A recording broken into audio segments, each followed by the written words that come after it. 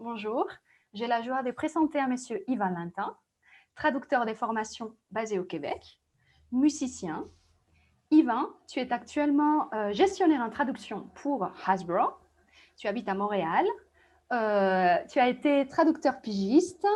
Tu as eu également un lien très fort pendant quelques années avec la traduction littéraire dont tu vas nous parler et aussi l'enseignement de la traduction. Donc, merci d'avoir accepté de me parler, de nous parler de ton expérience. Merci de l'invitation. D'abord, j'aimerais qu'on commence par parler de ton parcours académique. Où débute cette histoire d'amour avec la traduction? Pour mes études préuniversitaires, j'étais comme bien de jeunes personnes, fin d'adolescence, début vingtaine, tiraillé entre deux élans, deux passions. Donc, d'un côté, j'avais la littérature qui m'attirait, et d'un autre côté, j'avais la musique. Et j'hésitais entre faire des études en musique ou faire des études en littérature. Et finalement, bon, en lançant une pièce de monnaie dans les airs, c'est tombé sur la littérature. Donc, mon parcours universitaire, disons, ça a commencé par la littérature, donc des études littéraires. J'ai fait donc le baccalauréat au Canada, qui est la licence en Europe, en études littéraires. Et par la suite, à la fin de mes études, souvent quand on a étudié en études littéraires, la destination la plus typique, c'est l'enseignement. Souvent enseigner, devenir professeur de français, professeur de littérature. Et à ce moment-là, je ne sais pas pourquoi, je me trouvais trop jeune pour devenir professeur et je me voyais pas enseigner. Et j'étais un peu perdu jusqu'à ce que j'étais à un moment donné avec un ami avec qui je fais de la musique et qui me disait, il me semble que je te verrais traduire des livres, toi. Tu serais le genre de personne à traduire. Puis, puis je me suis dit, ouais, c'est vrai, c'est le genre de truc qui me parle. C'est lié à l'écriture. La littérature, ce qui m'intéressait de la littérature, c'était l'écriture beaucoup. Et je me suis dit, ouais, la traduction, c'est pas bête. Puis, bêtement, je me suis inscrit dans un programme de traduction. Puis, c'est ce qui a ouvert mon intérêt vraiment pour la traduction. Au départ, c'était purement pour la traduction professionnelle, pour devenir traducteur. Mais bien évidemment, mon attrait pour la littérature était toujours là. Donc, j'ai connecté les deux. Et pour me pencher plus spécifiquement sur la traduction littéraire. Ensuite, donc, j'ai fait des études supérieures en traduction, une maîtrise en traduction littéraire, au cours de laquelle j'ai pu travailler sur Khalil Gibran et la notion du rythme en traduction. Donc, du coup, tu as commencé la musique avant la traduction. Y a-t-il un lien? Bon, tu nous as un peu parlé, mais y a-t-il un vrai lien? Parce que tu parles des rythmes en traduction. Quelle est pour toi, voilà, cette relation entre musique et traduction? Euh, à la base, du moins pour moi, puis je peux pas faire une généralité, je crois, sur ce sujet-là, mais de l'expérience que moi j'en ai, le premier lien que je voyais entre la musique et la traduction, c'était le fait de créer, parce que je composais de la musique. Et pour moi, traduire, c'est aussi un travail de composition, de choisir, justement, choisir des rythmes, de choisir de mettre le mot long à la fin, de mettre un mot court ici. Parfois, c'était au niveau des syllabes. Je pouvais traduire en me disant, il me semble que dans cette phrase, il manque une syllabe à la fin. C'était à ce point obsessionnel parfois. Aussi, surtout parce que j'ai fait, comme je disais, je me suis vite intéressé à la notion du rythme. Il y a un théoricien bien connu, un traductologue bien connu en France, Henri Méchonic, qui a fait toute son œuvre sur la notion de rythme. Et ça m'a beaucoup parlé. Et c'est pourquoi j'ai fait ma maîtrise sur ce sujet-là. La connexion entre, dans le langage, du rythme et du ton. C'est ce qui me fascinait et même qui m'obsédait, je dirais. Toute la question du ton et du rythme, tout ce qui est au-delà de simplement le sens. Et surtout cette idée que le rythme et le ton participent au sens aussi, contrairement à la musique. Euh, je ne suis pas de ceux qui vont croire qu'il y a une musique, du langage et toute espèce de foutaise un peu, à mon avis, parce que dans le langage, tout est sens, tout sert à produire du sens, à communiquer quelque chose. Et même le rythme et même le ton dans le langage servent à communiquer quelque chose. Et c'est ce qui m'intéressait aussi. Et par la suite, et le dernier lien, c'est celui qui, si j'avais poursuivi mes études en traduction, je crois que je serais allé un peu, je serais exploré cette avenue-là que je trouve très intéressante. Euh, c'est qu'à mon avis, cette pratique culturelle qu'est la traduction est très similaire. Il y a un parallèle à faire avec, en musique, le phénomène des reprises. Ce qu'on appelle des covers, un artiste qui reprend la chanson d'un autre artiste. Et c'est vrai que la traduction, c'est une reprise, c'est un cover au sens musical. Et il y a toujours cette espèce de dualité là-dedans entre le pareil et le différent. Ces artistes qui reprennent une chanson d'un autre artiste, mais qui la refont presque telle qu'elle, qui est une sorte de version mimétique. Et il y en a d'autres qui se l'approprient totalement et qui vont complètement ailleurs et qui mettent d'autres couleurs. Et pour moi, il y a un parallèle évident à faire avec la traduction. Mais pour moi, c'est la connexion la plus forte avec la musique, peut-être, et la traduction. Et oui, par rapport à ça, cette espèce d'appropriation dont tu parles, concernant ces années où tu étais étudiant en traduction, tu nous as parlé de la traduction que tu as réalisée du Khalil Gibran, des Prophets. Alors, est-ce que tu peux, hein, parce que tu nous as parlé du rythme, tu peux nous parler un peu de cette traduction que tu as faite? Oui, l'histoire du prophète, ça a commencé avec une amie d'université, en fait, qui étudiait en traduction avec moi, qui était d'origine marocaine et qui m'avait parlé de Khalil Gibran et du prophète et qui me disait, bon, moi je connaissais rien, en fait, de Gibran et tout, et qui me disait que c'était vraiment, dans le monde arabe, une célébrité, il était adulé et tout, et que son livre de prophète est un des livres les plus lus au monde après la Bible et tout. Bon. Et puis j'avais lu, j'avais beaucoup intéressé, puis ça m'avait beaucoup intéressé et en le lisant, j'ai senti le besoin, surtout dans la façon dont c'est rédigé, c'est un court texte et c'est écrit en versets. Et il y a une sorte de connexion entre ce texte-là et il y a une sorte d'aura un peu biblique derrière. C'est une écriture un peu vers ce que j'appelais une écriture vers le sacré. C'est pas une écriture sacrée, mais c'est une écriture qui, on dirait, qui s'inspire d'une sorte d'aura sacrée. Et je trouvais ça vraiment fascinant, surtout sur le plan, encore une fois, du rythme et du ton, parce qu'on est toujours dans de la voix dans, dans le prophète.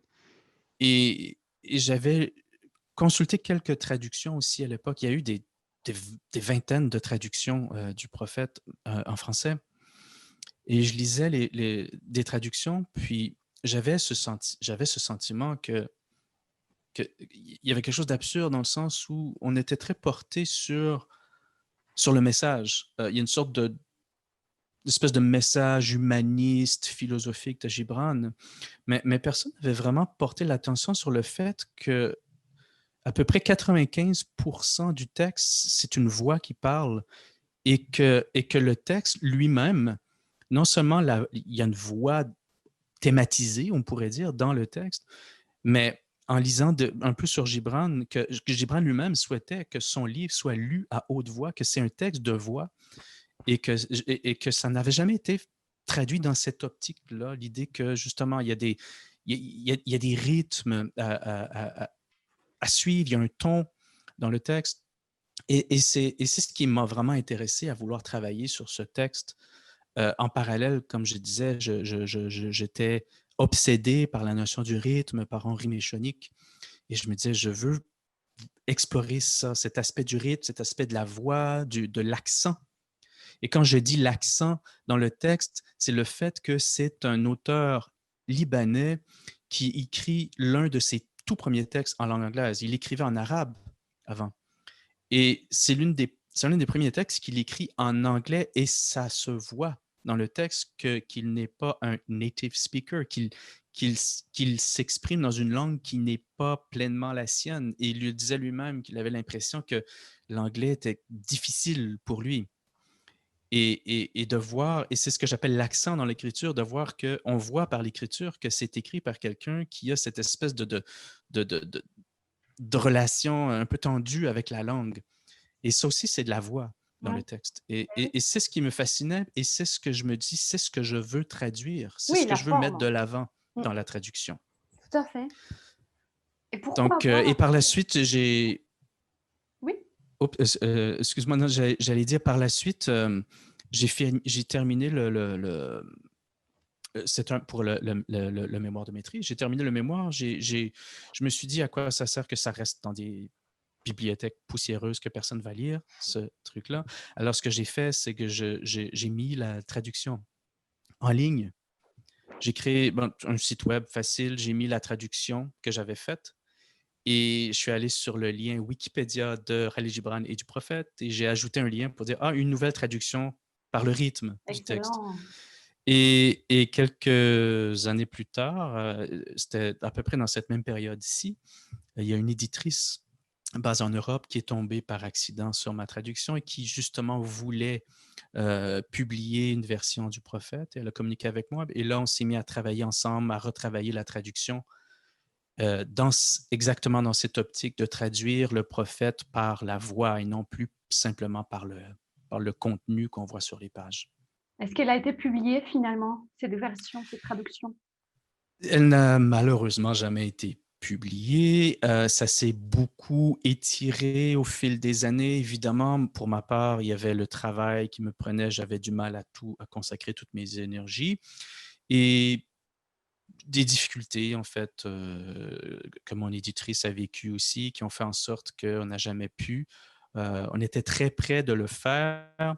Elle retardait la publication parce qu'elle voulait que ce soit la grosse publication de sa jeune maison d'édition.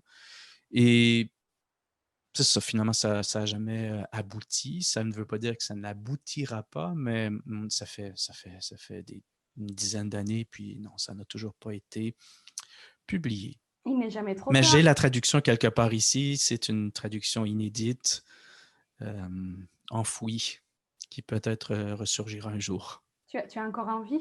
Tu penses encore à cette traduction? Oui, oui, c'est vrai. Oui, j'y pense. Surtout le projet. Je garde la même conviction que j'avais sur cette idée que c'est un texte de voix et que c'est un texte à lire à haute voix et à porter attention. Et quand tantôt tu me demandais le lien entre la musique et la traduction, c'est qu'il y a aussi que moi, j'ai toujours traduit avec ma bouche et mes oreilles. Je traduis à haute voix.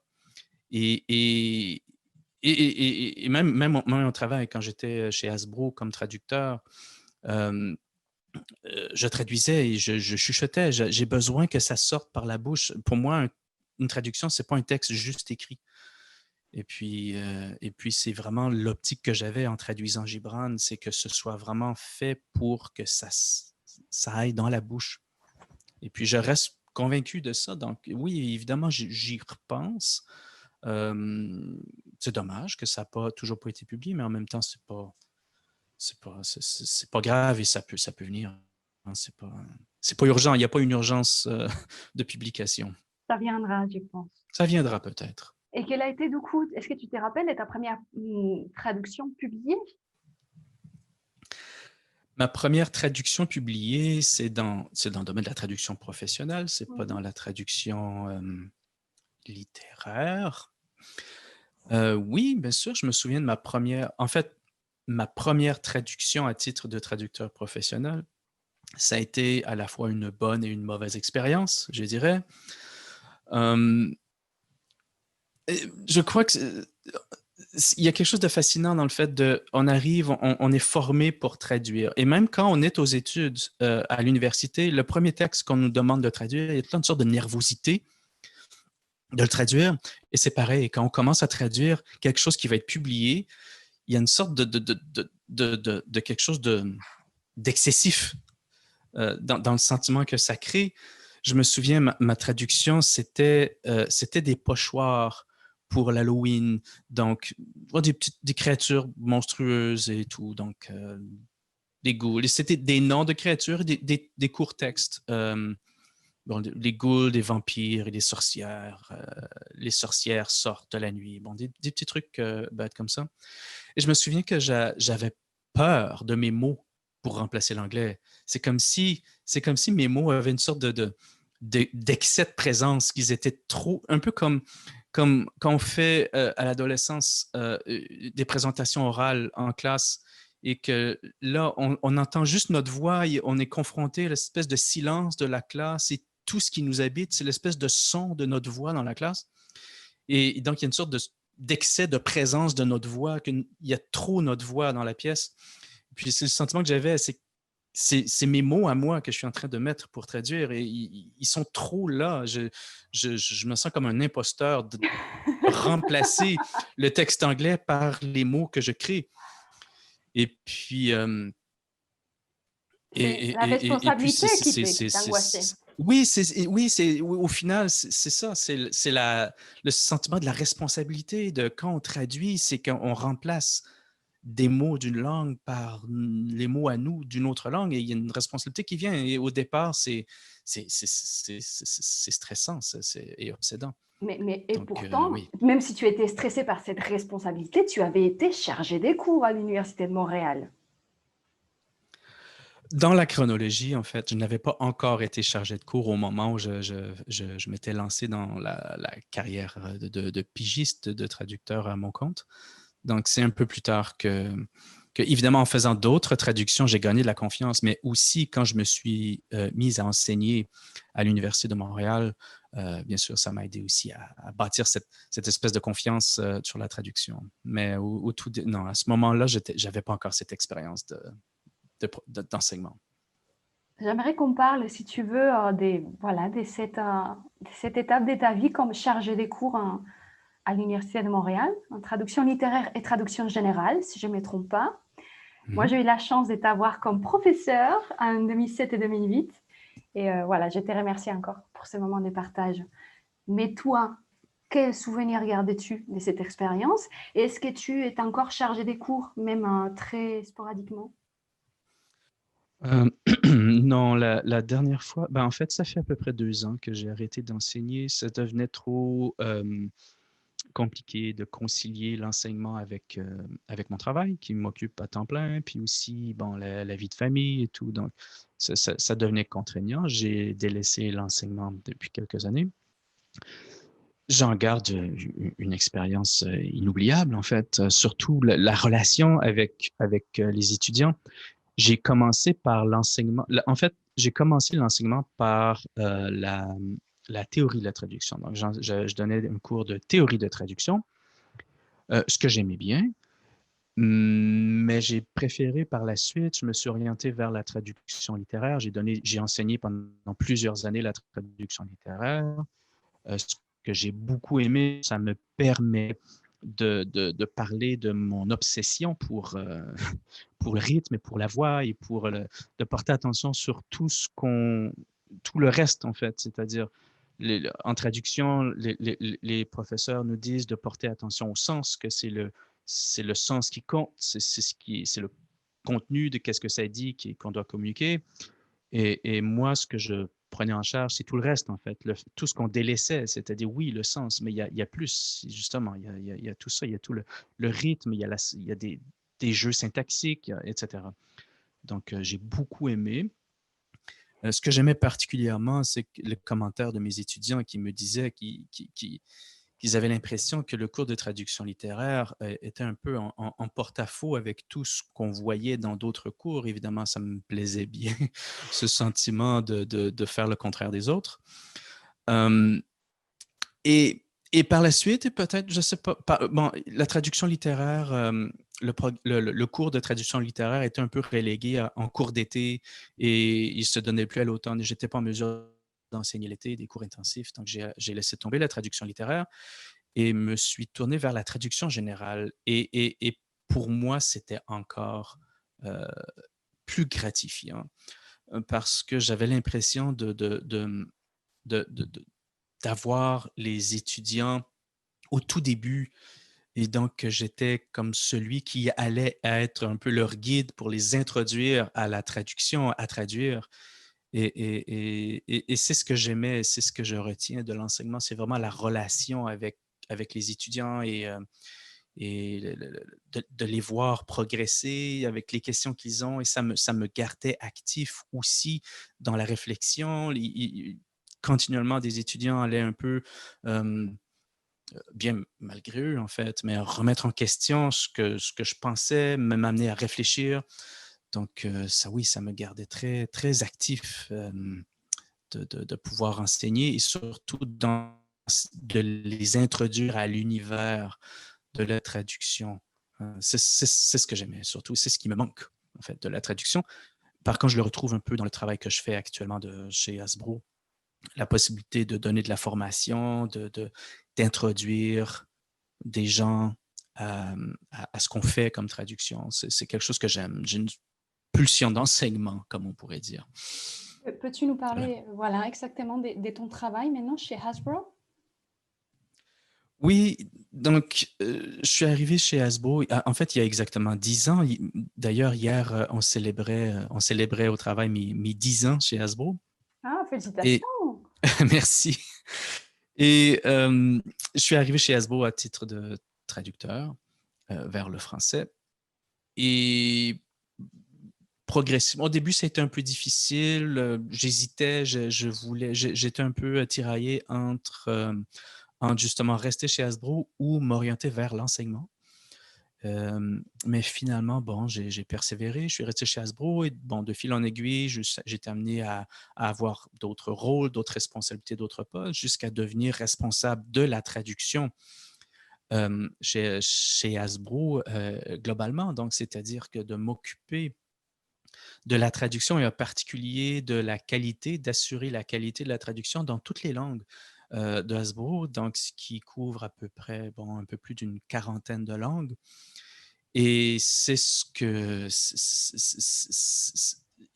ce que j'adore actuellement, justement, d'être dans la diversité des langues, dans la diversité des langues et des cultures par mon travail, en fait. Je suis en contact avec des gens qui me parlent de traduction en hébreu, en hongrois, en roumain, en russe, en chinois simplifié, en chinois de Hong Kong. Et pour moi, ça vient rejoindre exactement ce qui est pour moi la nature même de la traduction, qui est une activité de diversité, en fait.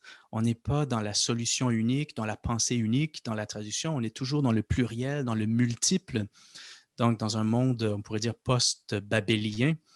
Et c'est fascinant. On parle beaucoup aujourd'hui dans l'écologie de protéger la biodiversité, mais et on parle aussi de la diversité des langues, mais aussi la diversité des façons de penser, la diversité des façons de traduire aussi. Et pour moi, c'est ce qui fait même euh, l'éthique de la traduction, c'est-à-dire que la traduction, c'est ce phénomène absolument fascinant que on peut demander à 30 étudiants de traduire un texte et on va avoir 30 traductions différentes du même texte et elles peuvent être toutes bonnes.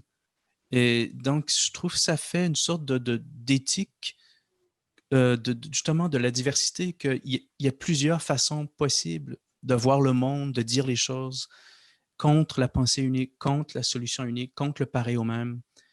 Et je le vis quotidiennement à mon travail, ce phénomène de la diversité des possibilités, de l'ouverture des possibilités. On voit que c'est Alors, les côtés des mixités, des hétérogénéités qui te tient à cœur dans tout ce projet, dans tout ce que tu entreprends, si on peut dire comme ça. Et toi aussi, tu as une diversité d'expériences. Tu as été à l'université, traducteur pigiste, maintenant traducteur commercial. Quel est ton meilleur souvenir en tant que traducteur? Et aussi, quel est les moins agréables? Est-ce que tu peux nous en parler un petit peu? bon, je peux commencer par le moins agréable. Je ne dirais pas que c'est le moins agréable dans la mesure où toute expérience est pertinente, on pourrait dire. Mais c'est sûr qu'au début, chez Hasbro, par exemple, considérant que, bon, Hasbro qui est cette entreprise globale de jouets et de divertissement. Donc, il y a tout le temps cette espèce, et je le sens très concrètement chez Hasbro, mais c'est un phénomène culturel, une espèce de tiraillement entre une pensée globalisante et une pensée localisante, ou globaliser, localiser, le global et le local. Et, et j'ai toujours été, du moins au début, très convaincu du local, de localiser, c'est-à-dire que d'accepter que ça ne peut pas être pareil partout, que c'est différent partout. Et, mais parfois, il y a, pour différentes raisons, des impératifs qui soient commerciaux, peu importe la nature des impératifs, qui font qu'on veut que ce soit le moins diversifié possible ou qu'il puisse y avoir une sorte de constance ou une sorte de quelque chose qui reste spécifique, unique partout et non pas qu'il soit localisé à chaque endroit. Et c'était difficile au début. Et parmi les questions qui m'irritaient le plus quand je suis devenu gestionnaire en traduction chez Hasbro, c'est quand des gens du marketing aux États-Unis, donc qui s'occupaient des textes en anglais, me demandaient qu'est-ce qu'on peut faire pour ne pas avoir à traduire telle chose. Et il y avait cette espèce de volonté de garder l'anglais partout, que ce soit en anglais partout dans le monde et au lieu d'être traduit dans une multiplicité de langues. Et j'ai eu des espèces de petites batailles symboliques, si on veut, à leur expliquer que si on ne traduit pas, les gens ne vont pas comprendre. Il y a des gens qui ne parlent pas anglais, les enfants ne parlent pas anglais, ou si, je ne sais pas, le nom de ce personnage, si on le laisse en anglais, les enfants qui ne parlent pas l'anglais ne sauront même pas le prononcer. Ils n'auront même pas la faculté de prononcer correctement le nom parce que c'est un mot en anglais. Et il y avait beaucoup ça au début et c'était parfois irritant pour moi de devoir continuellement me battre pour défendre l'idée qu'il faut traduire, il faut valoriser justement que ce soit local, que ce soit adapté aux gens de l'endroit et non pas que ce soit pareil partout. Et donc, je dirais que c'est pas une expérience désagréable générale, mais une sorte de petit moment désagréable Mhm. avec lequel j'ai trouvé la paix, je dirais, avec les années. Et je comprends aussi que parfois, pour différentes raisons, il y a de bonnes raisons de ne pas traduire certaines choses. Mais parfois, je continue de faire mon espèce d'éducation auprès des gens du marketing aux États-Unis, de leur expliquer que oui, je comprends que vous aimeriez que tel nom de produit demeure en anglais, mais c'est un produit pour les enfants d'âge préscolaire ou pour des enfants, des jeunes enfants. Et si on veut que eux vraiment aient un attrait pour le produit, ça serait bien que le produit, que le nom du jouet soit local pour eux, qu'ils puissent connecter avec le nom du jouet. Donc, il y a un peu un travail d'éducation que je fais et donc ça devient la partie agréable de ces moments désagréables, si on veut. Quelles sont, selon toi, les 3 qualités indispensables afin de devenir un bon traducteur? 3 qualités. Il y a beaucoup de qualités, évidemment, indispensables pour être un bon traducteur et j'en parle quand j'enseigne la traduction. Quelles sont, selon moi, les qualités? Évidemment, il y a des qualités de base. C'est pas là-dessus que je voudrais insister tant. Disons que je parlerais plutôt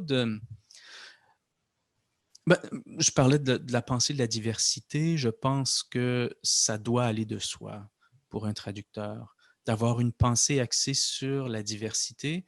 Et je crois que la diversité, c'est que ça incite à la souplesse. Et la souplesse, c'est peut-être l'une des grandes qualités d'un traducteur, surtout dans le travail concret, dans le moment de traduire, parce que, évidemment, un traducteur, c'est c'est une lettre à la fois et à la virgule près. Hein. On se met au travail à traduire un texte et d'avoir cette souplesse, cette capacité de reformuler, de proposer plusieurs solutions, de se dire cette phrase que j'ai devant moi, je peux la traduire de 10 façons différentes. Je peux faire 10 traductions de cette phrase et d'être en mesure de le faire. Ça arrive parfois, je l'ai vu chez des étudiants, que parfois, ce qui leur manque, justement c'est cette souplesse, cette faculté de reformuler. Que s'ils proposent une traduction, si je dis oui, mais propose autre chose et qu'ils me disent j'ai du mal à penser à autre chose, c'est vraiment la solution que j'avais en tête. Et pour moi, c'est un peu une faiblesse en traduction. C'est lié à la diversité. Si je donne 30 textes, si je donne un texte à 30 étudiants et que je reçois 30 traductions différentes, je pense que un bon traducteur ou une bonne traductrice, je peux lui donner un texte et cette personne-là peut me donner 30 traductions différentes aussi. Donc, et ça a quelque chose je crois, de sécurisant, de se dire qu'on puisse, justement, comme je disais, qu'il n'y a pas une seule solution en général. C'est une sorte d'éthique de vie. Il n'y a pas une seule façon de faire les choses. On valorise plusieurs façons de faire les choses et on est capable nous-mêmes de faire les choses de plusieurs façons. C'est une sorte d'éthique en même temps qu'une pratique. Donc, la diversité. L'adaptabilité, je dirais, comme qualité, bon, c'est pas très marketing comme, comme qualité de traducteur, peut-être, du moins dit comme ça, mais c'est vrai que surtout dans la traduction professionnelle, il ne faut pas être nostalgique. On ne traduit plus aujourd'hui comme on traduisait, comme les scribes au Moyen Âge, les moines dans leur monastère qui traduisent avec une plume sur un papier parchemin. Faut s'adapter à comment on travaille aujourd'hui, comment on traduit, c'est-à-dire autant avec les environnements de traduction, les mémoires de traduction, avec la technologie, et de ne pas avoir peur de la technologie. J'ai parfois eu, au fil des années, l'impression que dans le milieu de la traduction, on était un peu comme dans la science-fiction des années 50, c'est-à-dire c'était un peu la guerre entre les humains et les robots, les traducteurs qui avaient cette peur que les robots prennent le dessus, qu'on puisse faire des traductions automatiques et qu'on n'ait plus besoin d'humains pour traduire. Et ça a été une sorte d'angoisse qui a traversé l'histoire de la traduction au 20e siècle, cette peur qu'on n'ait plus besoin des humains pour traduire, que les machines vont faire le travail. Et on le voit maintenant avec la traduction neuronale que les machines, les systèmes de traduction automatisée sont de plus en plus performants et on peut collaborer, en fait. Et ce qui est bien, c'est que ce qu'on sait, c'est que du moins pour l'instant, les machines, la traduction machine ou la traduction automatisée, ce qui va toujours lui manquer, c'est ce qui définit un peu ce qu'est un humain. Et encore une fois, c'est encore la science-fiction. Souvent, les robots servent à définir c'est quoi un humain. Et qu'est-ce qui nous reste comme traducteur quand la machine peut faire une partie du travail? Ben, il reste ce qui nous définit comme humain, c'était la faculté d'entrer en relation avec l'autre, de communiquer avec l'autre, de penser à l'autre au moment de traduire, de se dire, cette personne pour qui je traduis ou ce groupe pour lequel je traduis, euh, je crois que c'est de cette façon qu'il voudrait que je communique avec et non de telle autre façon. Et ce sont des décisions axées sur notre sensibilité à la communication. Et ça, la machine n'est pas en mesure de le faire. Et la créativité aussi. La machine n'est pas en mesure d'être créative. Donc, quand la machine prend en charge une partie de la traduction, ce qu'elle nous laisse, c'est la partie créative. Donc, c'est la partie la plus amusante. Et aussi la faculté même un peu je dirais, de briser les règles. Je me souviens, c'était une intervention que j'avais eue, c'était dans une conférence et on parlait justement de traduction machine et cette espèce de peur que parfois le monde de la traduction a envers la traduction des machines. Et j'avais fait justement ce commentaire aussi que parfois on fait le parallèle entre une partie d'échecs que maintenant, les meilleurs, par exemple, on nous disait il y a quelques années, le meilleur joueur d'échecs au monde a été battu par un ordinateur. Et on disait, est-ce qu'il va arriver la même chose pour la traduction? Est-ce que la traduction va faire une meilleure traduction que le meilleur traducteur au monde, par exemple?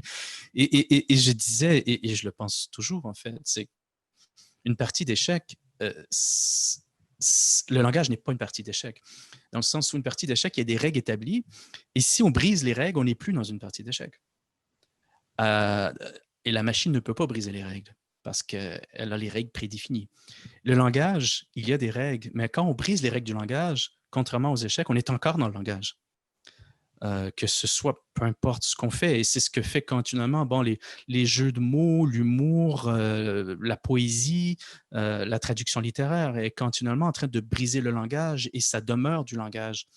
Et ça, la machine ne peut pas le faire, du moins pas maintenant. Et c'est pourquoi je crois qu'il ne faut pas craindre le monde de la traduction ne doit pas craindre. Et même en traduction littéraire, hein, c'est un peu un tabou d'utiliser soit des machines ou des mémoires de traduction et tout pour la traduction littéraire, mais il faut se dire que la machine peut être un partenaire pour la traduction et non pas un adversaire. Mais que les derniers mots est toujours les Bien sûr. nôtres. Hein. Et oui, évidemment. Le dernier mot est toujours le nôtre. D'où le principe de ce phénomène qu'on appelle la post-édition, qu'il y ait un réviseur qui revoit ce que la machine a fait et qui apporte des modifications, des corrections. Et la troisième, parce que j'ai nommé 2 qualités, Mais tu oui, en non, as tu as demandé mis 3, c'est 3. l'idée de la sensibilité. Oui, c'est ça. Je dirais la sensibilité en général, d'être sensible à tout ça, d'être sensible au langage. Parfois, j'ai remarqué dans mon expérience aussi dans l'enseignement et dans le milieu de la traduction qu'il y a un peu 2 camps parfois en traduction.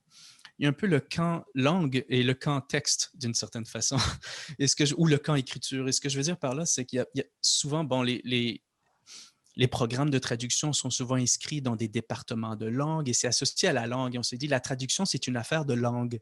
Et quand on part de cette perspective que la traduction, c'est une affaire de langue, je crois que ça conditionne toute une vision du monde, une vision de la traduction qui ne permet pas forcément d'ouvrir sur d'autres façons de voir la traduction.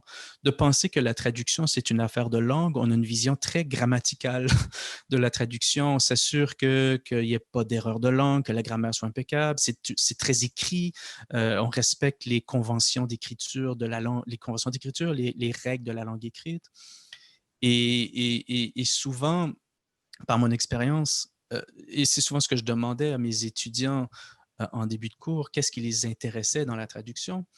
Et il y avait toujours une partie qui allait me dire qu'ils aiment les langues, ils ont un intérêt pour les langues, apprendre d'autres langues et tout. Ils avaient une vision langue de la traduction.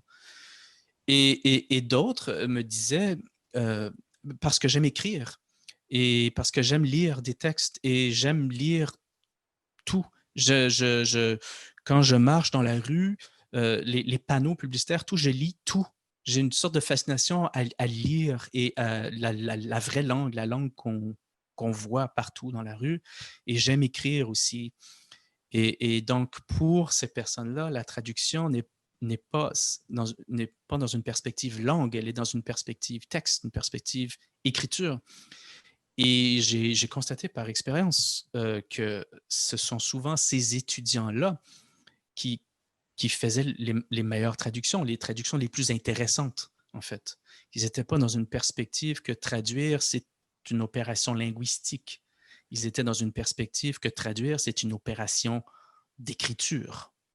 Donc, est-ce que tu penses que si lorsqu'on devient traducteur, on peut s'améliorer dans l'écriture? Est-ce qu'il y a vraiment un lien?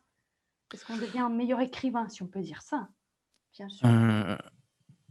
Henri Méchonic définissait la traduction simplement par lecture-écriture. Une traduction, c'est écrire une lecture dans une autre langue, évidemment. Donc, quand une traduction, et disons en traduction littéraire plus spécifiquement, en traduction littéraire, quand une traduction est une vraie lecture-écriture, c'est un texte. C'est-à-dire, c'est un texte rédigé par un auteur, de la même façon que le texte original a été rédigé par un auteur. Et ce n'est pas une question de comparer les auteurs, c'est-à-dire, c'est pas de dire que si je traduis Macbeth de Shakespeare et que ma traduction est vraiment un texte, ça ne veut pas dire que je suis aussi bon que Shakespeare. C'est pas ça la question. C'est l'idée que c'est une activité d'écriture aussi. Et évidemment, à partir de cet angle-là, il n'y a plus de différence entre être un traducteur ou être un auteur. C'est pareil. Un traducteur, c'est un auteur. C'est un auteur, mais par contre, la traduction demeure cette espèce de phénomène un peu mystérieux que c'est un texte qu'on écrit sous contrainte. Un peu comme en France, dans les années 50, il y avait ce mouvement qu'on appelait l'Oulipo, donc Raymond Queneau et compagnie. Donc, cette idée de d'écrire sous contrainte, de s'imposer une contrainte et que cette contrainte allait justement motiver la création, l'écriture. Et je crois que la traduction, c'est une écriture sous contrainte. La contrainte, évidemment, c'est il y a un autre texte. Et bien qu'on écrive un texte dans une langue par rapport à cet autre texte dans une autre langue, on écrit quand même un texte, mais il y a par une sorte d'alchimie mystérieuse, il y a une relation avec un autre texte, avec un texte externe, il y a une sorte de connexion mystérieuse entre les deux, et on doit maintenir cette connexion.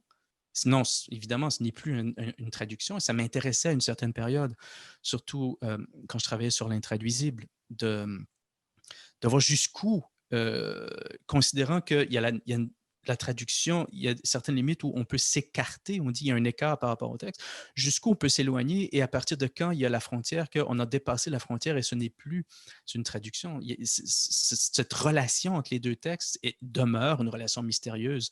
Ce n'est pas une relation évidente entre le texte traduit et le texte original dont il est la traduction. Mais en soi, indépendamment du fait qu'il y ait forcément une connexion entre les deux textes, le texte traduit, c'est un texte en soi. Et si c'est un texte en soi, c'est-à-dire que c'est un texte qu'on peut lire sans avoir à chercher à le connecter à l'autre texte, comme lecteur. Le texte doit être autosuffisant. Et s'il est mal écrit, il est mal écrit. Ce n'est pas parce que c'est une mauvaise traduction, c'est parce que c'est un mauvais texte. Donc, dans cet angle-là, bien sûr, qu'on peut. Et il y a une panoplie d'exemples, en fait. Souvent, et beaucoup d'écrivains étaient aussi des traducteurs. Et pour eux, la différence n'était pas nette entre leur travail d'écrivain et leur travail de traducteur. Leur travail d'écrivain influençait leur travail de traducteur. Leur travail de traducteur influençait leur travail d'écrivain. Donc, tout ça est connecté. Ce n'est pas du tout deux choses séparées. Merci beaucoup, Yvan, de nous avoir aidé à décrire la traduction et de nous avoir traduit ta vision sur ton travail. Ben, merci beaucoup.